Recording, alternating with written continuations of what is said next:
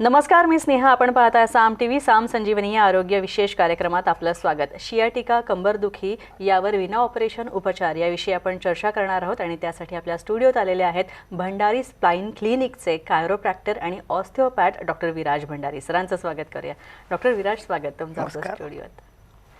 सरांशी चर्चा करणार आहोत, मात्र त्यासाठी डॉक्टर विराज भंडारी यांची थोडक्यात ओळख करून देते. डॉक्टर विराज भंडारी हे भंडारी स्पाइन क्लिनिकचे संस्थापक संचालक आहेत. तसंच डॉक्टर विराज भंडारी यांनी Ayurveda, chiropractic, osteopathic methods of manual therapy, spine adjustment, structural integration, marma therapy याचं परदेशात प्रशिक्षण घेतलेलं आहे. या सर्व पॅथी एकत्रित करून उपचार करणारे ते आधुनिक डॉक्टर आहेत. तसंच महाराष्ट्र, केरळमधील हाडवैद्य ते Poland, Europe, America, China, England तसंच ऑस्ट्रेलिया या ठिकाणी मणक्याच्या विकारांच्या आधुनिक उपचार पद्धतींचं डॉक्टर विराज भंडारी यांनी रीतसर प्रशिक्षण घेतलेलं आहे. परदेशात संशोधन म्हणजेच एव्हिडन्स बेस्ड प्रॅक्टिस ऑफ स्पाइनच्या तज्ज्ञ डॉक्टरांसोबत त्यांनी कामसुद्धा केलेलं आहे. मणक्याचे सर्व आजार, disc bulging, degenerative spine, cervical pain तसंच lumbar pain, herniated disc, slip disc, 10 मिनिटांपेक्षा जास्त चालता न येणे, मुंग्या येणे तसंच पायजड होणे, बधीर होणे यासारख्या विविध आजारांवर तसंच मणक्याच्या विकारांवर त्यांनी परदेशातील आणि प्राचीन भारतीय उपचार पद्धती यांचा सुरेख संगम करत नवीन उपचार पद्धती विकसित केलेली आहे. डॉक्टर विराज भंडारी यांच्या भंडारी स्पाइन क्लिनिकच्या टेक्निकमुळे जवळपास 10,000हून अधिक मणक्याच्या विकार असणाऱ्या रुग्णांना विना ऑपरेशन व्याधीमुक्त होण्यात यश आलेलं आहे. चला तर मग आता चर्चेला सुरुवात करूया आणि जाणून घेऊयात सायटिका किंवा शियाटिका आपण ज्याला म्हणतो ते म्हणजे काय. डॉक्टर, शियाटिका किंवा सायटिका म्हणजे काय? सगळ्यात आधी सायटिका हा शब्द आपण बऱ्याच वेळा ऐकलेला असतो. सायटिका म्हणजे काय तर सायटिक नर्व जी आहे जी नर्व तुमच्या L4 L5 या व्हर्टेब्रल सेगमेंटपासून निघत ती नव तुमच्या मांडीच्या मागणं पिंढऱ्यांपर्यंत तसेच पायाच्या बोटांपर्यंत जाते. ती नव जिथं पिंच होते L3 L4 सेगमेंट जे आहे लंबर व्हर्टेब्रा L3 L4 तिथे जर नव पिंच झाली तर तो पेन पेशंटला वेदना ह्या मांडीपाची पुढच्या भागात येतात. L4 L5ला जर वेदना असतील पिंच झाली असेल नव तर त्या वेदना ह्या मांडीच्या मागच्या साईडला L4 L5 L5 S1ला वेदना असती पिंच झाली असेल नव तर ती वेदना कमरेपासून पायाच्या बोटांपर्यंत. तसेच ती नव ही पिन झाल्यानंतर पेशंटला पहिल्या टप्प्यामध्ये हे जे स्ट्रक्चर मी आणलं हे बघा, हे 2 व्हर्टेब्रल सेगमेंट आहेत. हे 2 व्हर्टेब्रल सेगमेंट जे आहेत त्याच्यामध्ये न्यूक्लियस पल्पस हा ॲन्युलस फायबर हा जो ॲन्युलस फायबर आहे तो ॲन्युलस फायबर पहिल्या टप्प्यामध्ये फाटतो. पहिल्या टप्प्यामध्ये फाटल्यानंतर न्यूक्लियस पल्पस बाहेर येतो. बाहेर आल्यानंतर तो ॲन्युलस फायबर फाटून ती डिस्क ही बाहेर येते आणि ती डिस्क बाहेर आल्यानंतर ती नववरती पिंच करते आणि नववरती पिंच केल्यानंतर जिथे जिथे पिंच करेल, उजव्या साईडला पिंच केली तर उजव्या साईडला पेशंटला दुखतं, डाव्या साईडला पिंच केली तर डाव्या साईडला दुखतं. याला म्हणतात सायटिका. नक्कीच. पण डॉक्टर, आता सायटिका म्हणजे काय तुम्ही सांगितलं, पण मुळात हे होण्याचं कारण काय आहे? सायटिका होण्याचं सगळ्यात पहिलं कारण जे आहे ते म्हणजे एका सेकंदामध्ये 3 मुवमेंट करणं. क्विक सडन ऑफ ॲक्शनमध्ये पुढे आपण काहीतरी वस्तू ढकलत असताना मागे बघणं किंवा एखादी वस्तू खाली ठेवतो ती ठेवत असताना 2 मुवमेंट किंवा 3 मुवमेंट एकसाथ करणं. 3 ते 4 मुवमेंट जर पटकन एका सेकंदात केल्या गेल्या त्याच्यामुळे टॉर्क आणि फोर्स चुकतो आणि टॉर्क आणि फोर्स चुकल्यामुळे व्हर्टेब्रल सेगमेंटमधली जी गादी आहे, पाण्याची गादी आहे, त्याच्यामध्ये न्यूक्लियस पल्पस म्हणून जी चकती असते ती चकती सरकते आणि फाटते आणि ती फाटल्यानंतर पेशंटला वेदना चालू होतात. त्याचबरोबर दुसरं कारण जे आहे ते म्हणजे चुकीची जीवनशैली, चुकीचं बसणं, चुकीचं उठणं, चुकीचं हालचाली करणं, अतिसाहसी कामं करणं. बऱ्याच वेळा बरेच रुग्ण जे आहेत ते अचानक एखाद्या मित्राचं बघून 100 सूर्यनमस्कार मारायला सुरुवात करतात किंवा वेट लिफ्टिंग, डेड लिफ्टिंग जो प्रकार चालू आहे सध्या समाजामध्ये, कुठेतरी इंस्टाग्रामवरती किंवा फेसबुकवरती काहीतरी यूट्यूबवरती व्हिडिओ बघायचे आणि चुकीच्या व्यायाम पद्धती किंवा अतिप्रमाणात व्यायाम पद्धती करणं आणि त्याचा झटका बसून डिस्क बाहेर येणं, असे बरेच रुग्ण मला व्यवहारामध्ये आत्ता दिसतात आहे. त्याचबरोबर आहार, एकदा जेवतो तो योगी, 2 वेळा जेवतो तो भोगी आणि 3 वेळा जेवतो तो रोगी. बऱ्याच वेळा काही लोकांना दिवसभरात 3, 4, 5, 6 वेळा जेवणाची सवय असते. 6 वेळा म्हणजे काय, तर सकाळी नाश्ता करायचा, परत 1 तासाने एखादा लाडू खायचा, 1 तासाने परत एखादी भेळ खायची, परत थोड्या वेळाने चिवडा खायचा. असं खाल्ल्यामुळे बऱ्याच वेळा आम तयार होतो आणि तो आम आतड्यामध्ये चिटकून राहतो. तो अन्न पचत नाही, त्याचं अजीर्ण होतं आणि तो सगळं प्रेशर ते मणक्यावरती येतं आणि मणक्यावरच्या गाद्यांवरती प्रेशर येऊन ती चकती बाहेर यायला त्रास होतो. त्याचबरोबर एखादा ट्रॉमा घडणं किंवा ॲक्सिडेंट होणं, इंजुरी होणं हे एक मोठं कारण सायटिका होण्याचं आहे. तसेच चौथी गोष्ट जी आहे तो म्हणजे अतिविचार, अति ताण तणाव, अतिविचार करणं, स्ट्रेस अति घेणं आणि त्याच्यामुळे राईट साईडच्या वेदना उत्पन्न करते. राईट साईड ही सगळी तुमच्या इमोशनचं पेन आहे पेशंटमध्ये आणि लेफ्ट साईड हे बऱ्याच वेळा मेकॅनिक पेन आहे. तर ही सगळी कारणं एकंदरीत आहार, विहार, कसं उठणं, बसणं, झोपणं आणि मानसिक अवस्था या 4ही गोष्टींचा संयोग हा सायटिकामध्ये होतो.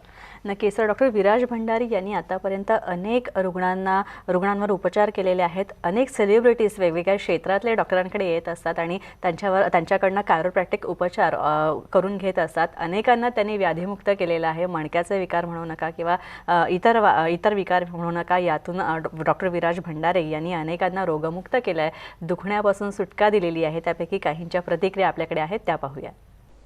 नमस्कार, मी गोपीचंद पडळकर. गेले अनेक वर्ष माझा प्रवास खूप आहे. जवळजवळ आत्तापर्यंत माझा 15 लाख किलोमीटर प्रवास झाला आहे आणि 2 वर्षापूर्वी अचानक माझा उजवा पाय प्रचंड दुखत होता. मला बसताही येत नव्हतं आणि प्रवासातच पाय दुखत असल्यामुळं मी गाडीतून झोपून गावाकडे गेलो आणि 2-4 दिवस घरी आराम केल्याच्या नंतर मला आमचे डॉक्टर संजय पडळकर त्यांना मी ही गोष्ट कानावरती घातली आणि त्यांनी मला भंडारी आयुर्वेद हॉस्पिटल इथं पुण्यामध्ये स्वारगेटच्या जवळ आहे, डॉक्टर विराज भंडारी यांचं, आणि आम्ही इथं आलो आणि इथं आल्याच्या नंतर माझ्या सर्व बॉडीचे एक्सरे वेगवेगळ्या अँगलमधून 8 अँगलमधून काढले आणि मग नंतर डॉक्टर साहेबांनी जी ट्रीटमेंट केली आणि ज्या दिवशी ट्रीटमेंट केली त्याच दिवशी मला खूप चांगला फरक पडला. डॉक्टर, सायटिकाचं निदान आपल्याला कसं करता येतं? उपचार पद्धतीकडे आपण येणार आहोत, मात्र निदान जर करायचं झालं तर कुठल्या प्रकारच्या चाचण्या कराव्या लागतात? एक लक्षात घ्या, कोणतंही आजार होतो त्याचं निदान खूप महत्त्वाचं आहे. निदान जर चुकीचं झालं तर उपचार सगळे चुकीचे ठरू शकतात किंवा ठरतात. सायटिकाचं निदान जे आहे ते पहिलं प्राथमिक, आपण कोणताही रुग्ण आमच्या दवाखान्यात आल्यानंतर आम्ही त्याची नाडी परीक्षा करतो की त्याच्या नाडीमध्ये कोणते दोष हे बिघडलेत. वात, पित्त, कफ, त्यामध्ये परत उपदोष, प्राण, उदान, समान, अपान, व्यान, त्याची गती काय आहे, शरीरात धातूंची गती काय आहे, हे सगळं चेक करून त्याचं सत्व कसं आहे, त्याचं सात्विक, राजसिक, तामसिकपणा कसा आहे, त्याचे विचार कसे आहेत, त्याच्या भावना कशा आहेत, हे एक प्रकारे आयुर्वेदिक निदान एक पहिलं केलं जातं. त्याच्यानंतर त्याची प्रकृती काय आहे. त्यानंतर दुसऱ्या टप्प्यामध्ये आपण त्याचे मसल टेस्टिंग करतो की कोणकोणते मसल्स कशा पद्धतीने वर्क होतात आहे. बऱ्याच वेळा सायटिकामध्ये ग्लूट्स, सॉस, इलियाकस, हॅमस्ट्रिंग हे मसल्स जे आहेत, गॅस्ट्रोनिमस मसल, काफचे मसल, हे सगळे ओढले जातात किंवा शुष्क होतात किंवा ते बारीक बारीक मसल वास्टिंगमध्ये जातं. ते आपण चेक करतो की नक्की कोणते मसल हे वास्ट झालेले आहेत. त्याच्यानंतर SLR टेस्ट केली जाते, जिलेट टेस्ट केली जाते, AP टेस्ट केली जाते. त्यानंतर नर्वोस्कोप नावाचं हे जे यंत्र मी आणलेलं आहे ते पेशंटच्या मानेच्या पहिल्या मणक्यापासून माकड हाडापर्यंत लावलं जातं. ह्या यंत्रामध्ये नक्की पेशंटला कधीपासून त्रास होतो आहे, म्हणजे पेशंटला 1 महिन्यापासून त्रास होतो आहे, 4 महिन्यापासून त्रास होतो आहे, 1 वर्षापर्यंतपासून त्रास होतो आहे किंवा 3 वर्षापर्यंत हे मशीन दाखवतं की नक्की उजव्या साईडला त्रास होतो आहे का डाव्या साईडला त्रास होतो आहे. हे सगळं आपण पेशंटला नर्वोस्कोपने तपासतो. त्याच्यानंतर फेशियल टेस्टिंग केलं जातं. ग्रॅव्हिटी कशी आहे, पेशंटचं उठतो कसा, बसतो कसा, झोपतो कसा, याचं एक प्रकारचं टेस्टिंग. त्यानंतर जिलेट टेस्ट, त्यानंतर डायनॅमिक आणि सिस्टमॅटिक टेस्ट, या 2 टेस्ट केल्या जातात. त्याच्यावरनं ठरवलं जातं की नक्की पेशंटचा त्रास हा कशामुळे होतो आहे. ह्याचं वैयक्तिक एक निदान, कस्टमाइज निदान आपण ह्याला म्हणूयात. मूळ रूट कॉज काय आहे ह्याच्याकडे वैयक्तिक लक्ष दिलं जातं आणि त्याच्यानुसार एक चिकित्साचा उपक्रम ठरवला जातो. नक्कीच. डॉक्टर, तुम्ही बऱ्याच जणांना ट्रीट केलेलं आहे ज्यांना सायटिकाचा प्रॉब्लेम आहे किंवा आणखी इतर MRI वगैरे जे आपण केलं जातं, तेव्हा मला एक असं विचारायचं आहे की जेव्हा तुम्ही आयुर्वेदिक उपचार पद्धती आणि काही मॉडर्न उपचार पद्धती ज्या एकत्र करता, म्हणजे नेमकं काय करता? एक ही जी उपचार पद्धती आहे ही 8 ते 15 थेरपींचा सगळा संगम आहे. माझे जवळजवळ 24 ते 28 कोर्सेस झाले ऑस्ट्रेलिया, इंग्लंड, US मध्ये. या स्पाइन रिलेटेड ज्या टेक्निक्स अख्ख्या जगभरात वापरल्या जातात आणि ज्याचे रिझल्ट्स खूप सुंदर आहेत, त्या सगळ्या ट्रीटमेंटचा पॅटर्न आपल्या दवाखान्यात आपण अंडर वन रूफ करतो. त्याच्यामुळे रिझल्ट्स हे एनहान्स होतात. पहिल्या दिवसापासून कमीत कमी 30 ते 90% फरक पहिल्या दिवशी पहिल्या ट्रीटमेंट नंतर रुग्णांमध्ये दिसतो. ही उपचाराची पद्धत जी आहे ती एकदम सायंटिफिक एव्हिडन्स आहे. उपचार जे ठरवले जातात, पेशंटचा एक्सरे बघितला जातो, ऑब्च्युरेटर फोरामेन कसा आहे, सॅक्रोइलियक जॉईंटचा अंतर, स्पायनस प्रोसेस कशा आहेत, अलाइनमेंट कशी आहे, हे सगळं चेक करून निदान केल्यानंतर पेशंटचा प्रोटोकॉल पहिल्या दिवशी सांगितला जातो. साधारण 7 ते 8 ट्रीटमेंटमध्ये सायटिका ही 100% बरी होते. अच्छा. त्याचबरोबर जी उपचार पद्धती जी आहे त्याच्यामध्ये बेसिकली पहिली ट्रीटमेंट जी आहे ती क्रायोप्रॅक्टर म्हणजे काय, तर मणका ओढून बसवणं किंवा विशिष्ट पोझिशनमध्ये मणका जो बाहेर आला आहे त्याला विशिष्ट पोझिशन आणि मशीनने त्याच्या खाचेमध्ये परत बसवणं, ही पहिली ट्रीटमेंट आहे. याला बोन सेटिंग आपल्या भारतामध्ये म्हटलं जातं. त्याचबरोबर दुसरी ट्रीटमेंट आहे व्हिसरल मॅनिपुलेशन म्हणजे ऑर्गन बॅलन्स केले जातात. बऱ्याच वेळा लिव्हर इम्बॅलन्स होतो. राईट साईडला आपल्या लिव्हर आहे, लिव्हरचे लिगामेंट्स टाईट होतात, लिव्हरची मुवमेंट आहे, स्वतः लिव्हर शरीरामध्ये ह्या पद्धतीने हलत असतो. ते हलत असताना त्याचं हलणं जर बंद झालं किंवा कमी झाली गती तर मागच्या साईडचा स्पाइन जो आहे तो पूल होतो आणि सायटिक नर्ववरती प्रेशर येतं. तसेच डाव्या साईडला आपल्या स्प्लीन आहे, लेफ्ट साईडची किडनी आहे. त्या किडनीच्या मुवमेंट्स जर कमी जास्त प्रमाणात व्हायला लागल्या, मोबिलिटी कमी झाली तरी सायटिकाचा त्रास पेशंटमध्ये होतो. हे सगळं आपण चेक करून ठरवतो. जर लिव्हरमध्ये इम्बॅलन्स असेल तर लिव्हरचे लिगामेंट आपण परत नॉर्मल करतो. त्याला म्हणायचं विसरल मॅनिपुलेशन.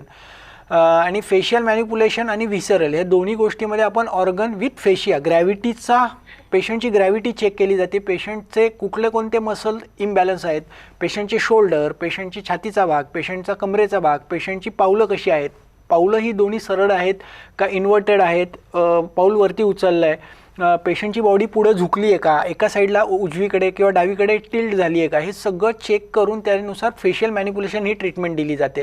त्यानंतर इस्तम नावाची ट्रीटमेंट आहे, त्याच्यामध्ये इन्स्ट्रुमेंटेड असिस्टेड सॉफ्ट टिश्यू मॅनिपुलेशन. याच्यामध्ये अमेरिकेचे आणि UK प्रोब्स आहेत. त्या प्रोब्सने जिथे जिथे नोड्स बनलेत, लिम्फ नोड, ते सगळे नोड सोडवले जातात.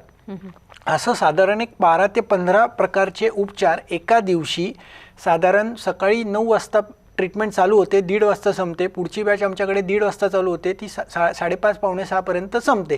असं 2 बॅचेसमध्ये आमच्याकडे आत्ता जगभरातून पेशंट येतात आहे.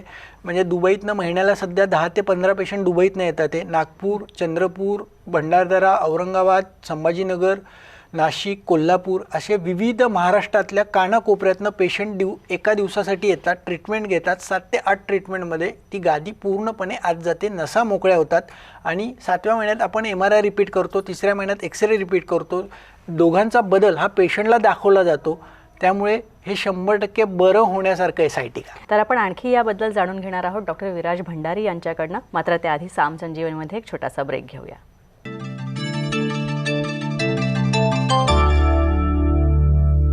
ब्रेक नंतर साम संजीवनीमध्ये आपलं स्वागत. डॉक्टर विराज भंडारी आपल्यासोबत आहेत. डॉक्टर, सायटिकामध्ये ज्या दबलेल्या नसा असतात किंवा ज्या एकदम कंजेस्टेड झालेल्या असतात तर त्या मोकळ्या होऊ शकतात का? MRI मध्ये ज्या नसा दिसतात की ज्या दबलेल्या आहेत त्या या उपचार पद्धतीनंतर मोकळ्या होऊ शकतात?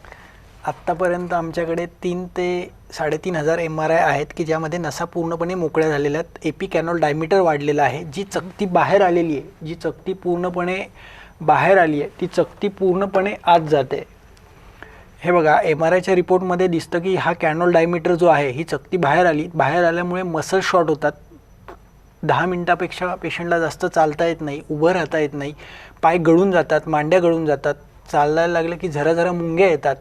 काही पेशंटच्या चप्पल निसटून जातात, लघवीचा कंट्रोल जातो, काही पेशंटमध्ये संडास झालेली समजत नाही. हे सगळं जे आहे ते सायटिकामुळेच होतं. कारण सायटिकाचा हा पहिला टप्पा जो आहे, पहिल्या टप्प्यामध्ये पेशंटला प्रचंड वेदना असतात, दुसऱ्या टप्प्यामध्ये पेशंटला प्रचंड मुंग्या असतात, तिसऱ्या टप्प्यामध्ये बधिरता, नमनेस, चौथ्या टप्प्यामध्ये वेदना नसतात, मुंग्या नसतात, बधिरता नसतो, पण पाय हा सुकत जातो आणि पायातली चप्पल निसटते. तर एक लक्षात घ्या, 4ही टप्प्यांमध्ये पेशंट 100% बरा होण्याच्या पद्धतीने उपचार जर केले गेले तर 100% उपयोग त्याला होतो. त्याचबरोबर यामध्ये काय, आहार, योग्य आहार, औषधं, योग्य आयुर्वेदिक औषधं आणि त्याचबरोबर योगा आणि मॅन्युअल थेरपी असा चौघांचा संगम जर केला आणि घरच्या घरी पेशंटने वाफारा घेतला, स्टीम घेतली घरच्या घरी, सकाळी एक 40-45 मिनटं मान, कंबर, पाठीला एरंडाचा पाला, निरगुडचा पाला, शेवग्याचा पाला टाकून चांगल्या पद्धतीने कुकरला हिरवा पाईप लावायचा रेग्युलेटरचा आणि त्याने चांगली स्टीम जर घेतली तर तिथले मसल सगळे लूज होतात आणि तिथली सूज कमी होते आणि पेशंटचं दुखणंही कमी होतं आणि ताकद वाढायला सुरुवात होते.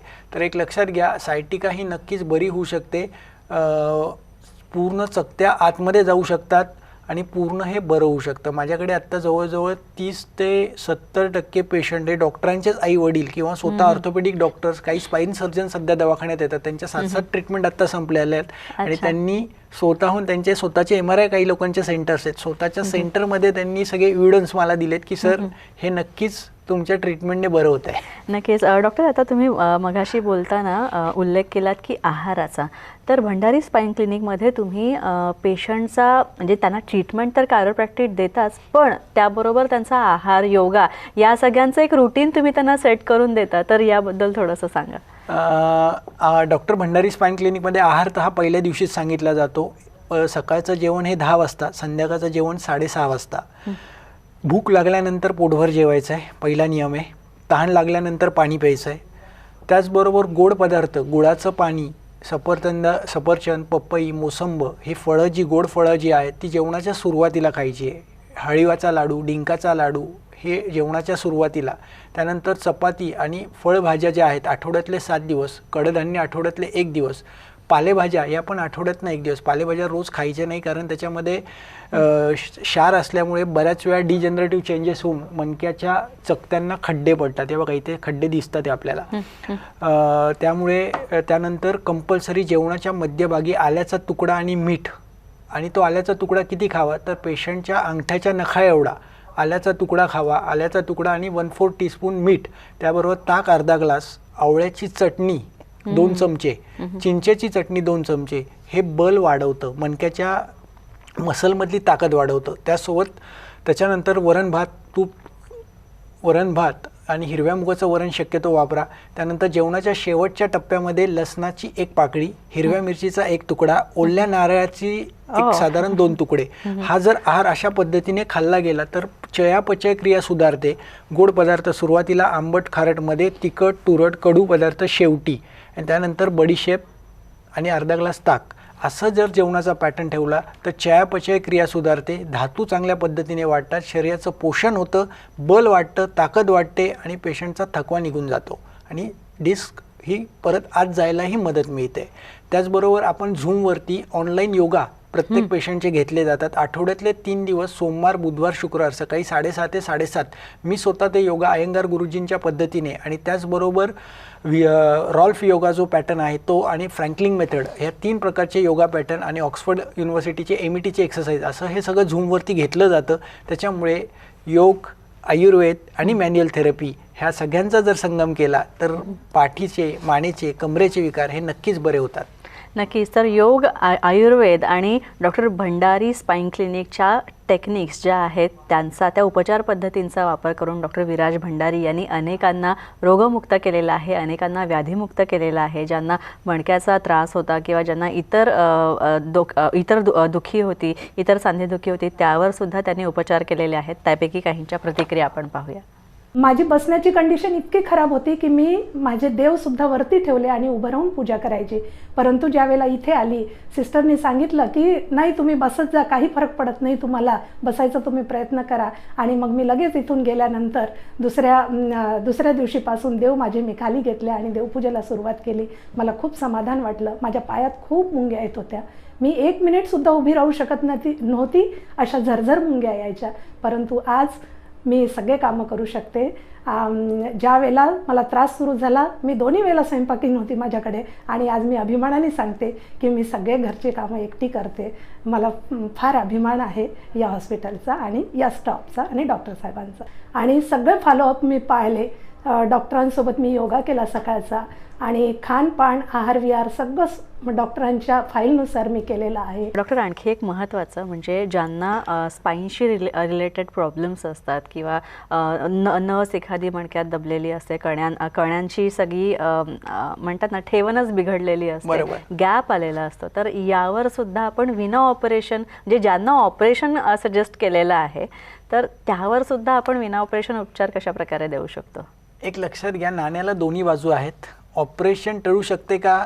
तर टळू शकते. जिथे रिट्रोलिस्थेसिस आहे, डिस्क हर्निएशन आणि डिस्क पोट्रुजन आहे, तिथे 100% ऑपरेशन टळू शकतं. पण जिथे एखादा मांसाची गाठ आली आहे, बिनाईन आहे किंवा मॅलिग्नंट आहे किंवा मायलोमा आहे, किंवा तो फॅसेट तुटलेला आणि पुढे गेलेला आहे, फॅसेट ब्रेक झाला आहे, तिथे तळपायांची पेशंटला आगाग होते, त्या स्थितीत पेशंटला ऑपरेशनच करावं लागतं. एव्हियन सारख्या केसेस आहेत जिथे अवॅस्क्युलर नेक्रोसिस, व्हेनचा सप्लायच होत नाही आहे, फिमर बोन वरती चिकटकत चाललेला आहे आणि तो फ्रॅक्चर फ्यूज झालेला आहे हिपमध्ये, तर अशा ठिकाणी ऑपरेशन करावं लागतं. त्यामुळे एक लक्षात घ्या, नाण्याच्या दोन्ही बाजू आहेत. पण जिथे डिस्क हर्निएशनसाठी ऑपरेशन सांगितलं आहे, पोट्रुजनसाठी ऑपरेशन सांगितलं आहे, ते ऑपरेशन 100% टळू शकतं. तर आपण पाहिलं की आपण आहारचर्येत बदल केलेत, आपल्या उठण्याच्या सवयींमध्ये आपण बदल केले, तर नक्कीच आपण या सगळ्या दुखण्यापासून मुक्त होऊ शकतो. आणि जरी तुम्हाला मणक्याच्या संबंधित कुठल्या प्रकारचं दुखणं असेल, मानदुखी असेल, तसंच दबलेली नस किंवा पायाला मुंग्या येणं, चक्कर येणं, या सगळ्या समस्या तुम्हाला असतील तर तुम्ही डॉक्टर भंडारी स्पाईन क्लिनिकमध्ये जाऊ शकता आणि डॉक्टर विराज भंडारी यांच्याकडनं योग्य उपचार पद्धती घेऊ शकता. पाश्चिमात्य आणि भारतीय अशा सुरेख उपचार पद्धतींचा संगम जो आहे तो डॉक्टर विराज भंडारी यांनी केलेला आहे. आणि उत्तम कायरोप्रॅक्टिक आणि ऑस्टिओपॅथिक उपचार पद्धती आहे ती डॉक्टर विराज भंडारी यांनी विकसित केलेली आहे. त्यामुळे तुम्ही सुद्धा याचा लाभ घेऊ शकता. सरांचं जे क्लिनिक आहे त्या संदर्भातले सगळे डिटेल्स आम्ही दिलेले आहेत, स्क्रीनवर तुम्ही आता पाहू शकतात. हे नंबर तुम्ही नोट डाऊन करून घ्या आणि डॉक्टरांना संपर्क करून उपचारांचा लाभ घ्या. डॉक्टर विराज भंडारी, तुम्ही इथे आलात त्यासाठी खूप खूप धन्यवाद, आभार. यानंतर आपण साम संजीवनीमध्ये इथेच थांबतोय. पुन्हा भेटूया नवीन विषयांसह आणि नवीन तज्ज्ञांसह. तोपर्यंत नमस्कार.